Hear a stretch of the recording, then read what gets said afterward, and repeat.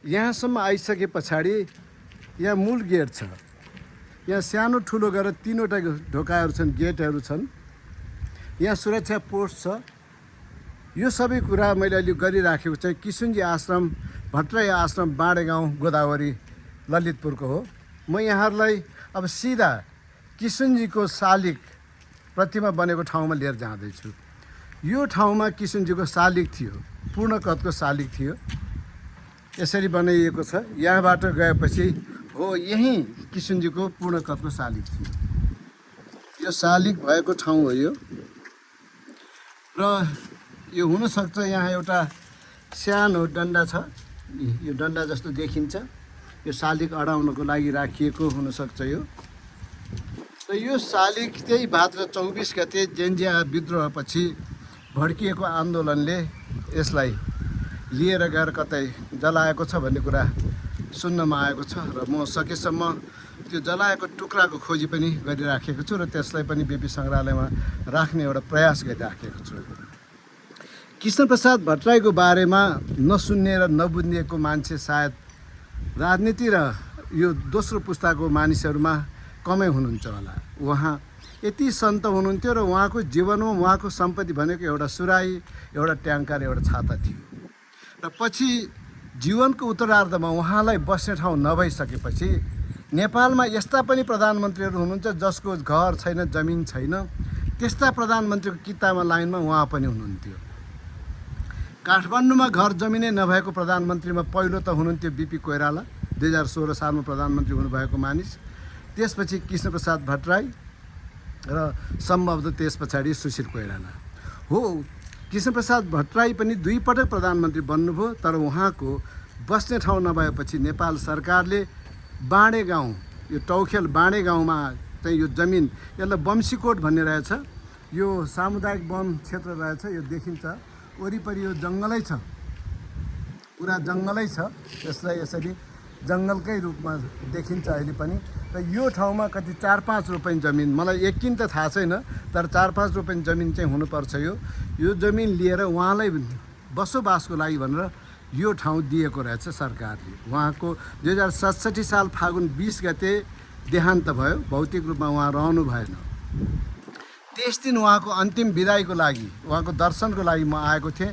यो माथिल्लो घर अलिअलि देखिन्छ। म पटक पटक मैले त्यहाँ भिडियो त हालिसकेको छु। हो यो अलिअलि देखिएको घर यो देखिएको छ। यसको आँगनमा तल चाहिँ पिँढीमा चाहिँ उहाँको शव राखिएको थियो। हामीले त्यहीँ दर्शन गरेका थियौँ। र त्यसपछि म एकपटक आएँ। तर त्यो पछिल्लो पटक यहाँ म आएको चाहिँ सम्झना त्यति मनन योग्य छैन। र त्यसपछि म आएकै थिइनँ।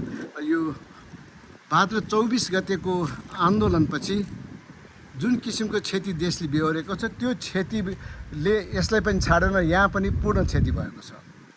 र अहिले सरकारले यसको पुनर्निर्माणको लागि रकम पनि विनियोजन गरिसकेको छ, करिब 5 करोड रुपैयाँ।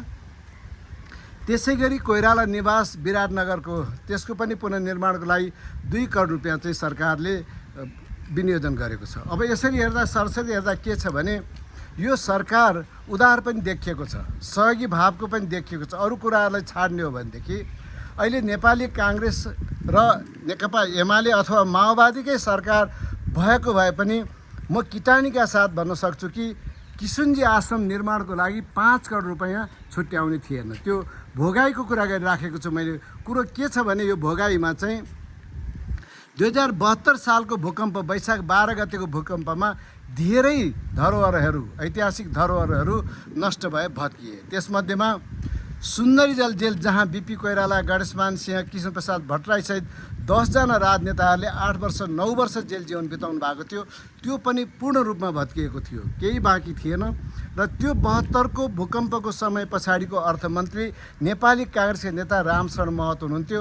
उहाँले 1 रुपैयाँ पैसा पनि सुन्दरीजल बीपी सङ्ग्रहालय निर्माणको लागि भनेर राख्नु भएन। मैले यो उदाहरणको लागि मात्रै बताएको हुँ। र अहिलेको त्यो आधारमा भन्ने हो भने जेन्जी आन्दोलनकै तहमा त्यसकै श्रृङ्खलामा टेकेर आएको यो सरकारले त यसको लागि पैसा राख्न नहुने थियो, नपर्ने थियो भन्ने पनि आम धारणा हुन सक्दछ। तर त्यसको बावजुद पनि त्यसलाई चिरेर बालेन सरकार र अहिले हुनुभएको जो पर्यटन मन्त्री हुनुहुन्छ खड्गराज पौडेल, उहाँले यसको लागि यति ठुलो रकम जुन विनियोजन गर्नुभएको छ त्यसको लागि म बिपी सङ्ग्रहालय समितिको तर्फबाट धेरै धेरै धन्यवाद दिन चाहन्छु।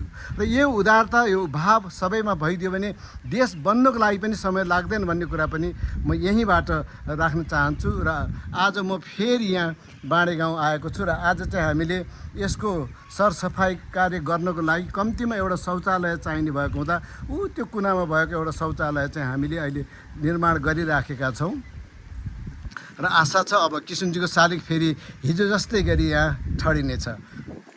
र यो आश्रमलाई यहाँ के पनि भनिराख्नु भएको छ भने यहाँका स्थानीय सरोकार राख्ने मानिसहरूले भने अब यो कुनै व्यक्ति विशेषमा जानु हुँदैन, यो किशुनजीको र प्रजातन्त्रप्रतिको आस्था राख्ने सम्पूर्ण व्यक्तिहरूको यो धरोहर भएको हुनाले यसलाई राजनीतिक स्मारकको रूपमा चाहिँ अगाडि बढाउनुपर्छ र यो सबैको सम्पत्तिको रूपमा रहनुपर्छ भन्ने कुरा हुनुपर्छ भनेर यहाँ पटक पटक राख्नु भएको छ। र यहाँको जुन नगरपालिका छ, गोदावरी नगरपालिका, र यो जुन वडा छ 14 नम्बर वडा, र यसको नगर प्रमुख र यसको वडा अध्यक्ष गजेन्द्र महर्जन नगर प्रमुख र वडा अध्यक्ष निरोज भद्राचार्यजी असाध्यै सहयोगी र सद्भावीय हुनुहुन्छ भन्ने कुरा पनि यहाँ म पटक पटक आउँदाखेरिको उहाँहरूको सहयोगले त्यो देखाइराखेको छ, बताइराखेको छ। र अहिले पनि उहाँहरूकै सहयोगमा यो कामहरू भइराखेको छ। र हामीले उहाँहरूकै सहयोगमा किशुनजीले जुन पुरानो समयमा पहिलाको समयमा चाहिँ पञ्चायती समयमा एउटा जिपमा सवार गर्नुहुन्थ्यो, चढ्नुहुन्थ्यो, त्यो जिप जलेर त केही बाँकी छैन जस्तै छ। तर त्यो जिपलाई हामीले अहिले बिपी सङ्ग्रहालयमा लगेका छौँ र त्यसलाई अब व्यवस्थित हिसाबले राख्ने तयारी पनि गरिराखेका छौँ। र हामीले एउटा सुझाव पनि मागेका छौँ कि त्यो जिप पुरानै पूर्ववत अवस्थामा बनाएर राख्ने कि अहिले जस्तो छ त्यस्तै राख्ने भन्ने किसिममा अलिकति दोमन पनि भइराखेको छ। के गर्दा ठिक हुन्छ भन्ने कुरामा यसै गर्छु भन्ने पनि भएको छैन। म त सुझाव पनि यहाँहरूसँग सङ्कलन गरिराखेको छु र फेरि पनि सुझाव पाउनको लागि अनुरोध गर्दछु। हस्, बाँडे गाउँ 2083 साल असार 9 गते।